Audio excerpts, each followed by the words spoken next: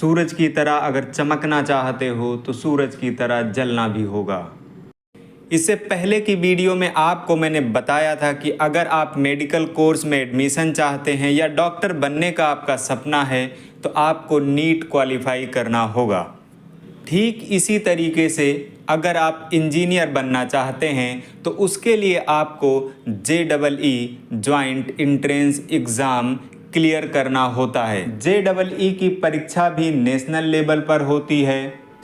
JEE से पहले engineering course में एडमिशन के लिए अलग अलग यूनिवर्सिटी, बोर्ड और कॉलेज के द्वारा बहुत सारे एंट्रेंस एग्ज़ाम कराए जाते थे, लेकिन अब इंजीनियरिंग कोर्स में एडमिशन के लिए नेशनल लेवल पर एक परीक्षा कराई जाती है जिसका नाम है JEE यानी कि जॉइंट एंट्रेंस एग्ज़ाम। JEE का एग्ज़ाम देने के लिए आपको इंटरमीडिएट पास होना चाहिए, वो भी फिजिक्स, केमिस्ट्री और मैथ के साथ। JEE की परीक्षा 2 स्टेज में होती है। पहला होता है JEE मेंस और दूसरा होता है JEE एडवांस। इसकी एप्लीकेशन फ़ीस 1000 रुपये जनरल OBC कैंडिडेट के लिए होती है। इंटरमीडिएट पास करने के बाद आप 3 साल तक इसकी परीक्षा दे सकते हैं। ये परीक्षा 1 साल में 2 बार कराई जाती है। इस तरीके से आप इंटरमीडिएट करने के बाद मैक्सिमम 6 बार इस परीक्षा को दे सकते हैं। इसमें पहले JEE मेंस की परीक्षा कराई जाती है, तो जिन स्टूडेंट ने JEE मेंस में अच्छा स्कोर किया है उन्हीं बच्चों को JEE एडवांस में बैठने का मौका मिलता है। अगर आप इंडिया के top engineering college NIT, IIIT, IIT आदि में एडमिशन चाहते हैं तो उसके लिए आपको JEE एडवांस क्लियर करना कंपलसरी है। इसके साथ साथ इन इंजीनियरिंग कॉलेजेस ने इंटरमीडिएट में 75% से ज़्यादा मार्क्स होने का क्राइटेरिया भी रखा है, यानी कि आपके मिनिमम 75% होने ही चाहिए IIT, IIIT, NIT में एडमिशन के लिए। एक कन्फ्यूज़न ये होता है कि क्या JEE मेंस की परीक्षा देने के लिए भी 75% नंबर होने चाहिए, तो ऐसा नहीं है। मिनिमम 75% नंबर आपके होने चाहिए IIT, IIIT, NIT जैसे संस्थान में एडमिशन के लिए, लेकिन इंडिया के बहुत सारे टॉप इंजीनियरिंग कॉलेज ऐसे भी हैं जिसमें 75% का क्राइटेरिया नहीं है। वहाँ पर आप एडमिशन ले सकते हैं अगर आपके 75% नहीं है तब भी। JEE मेंस की परीक्षा बहुत आसान होती है अगर आप कंपैरिजन करते हैं JEE एडवांस से। तो इसका सिलेबस इंटरमीडिएट बेस्ड होता है।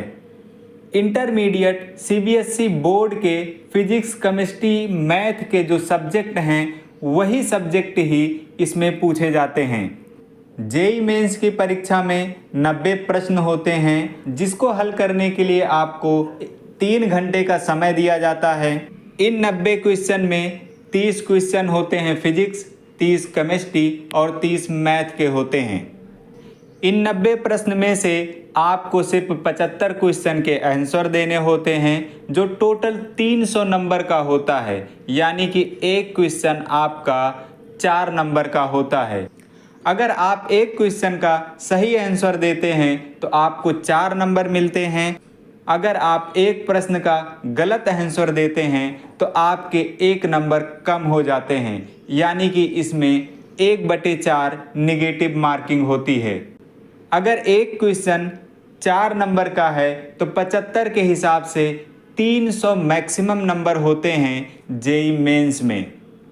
ये जो 30-30 प्रश्न होते हैं फिजिक्स, केमिस्ट्री और मैथ के, ये भी 2 पार्ट में डिवाइड होते हैं।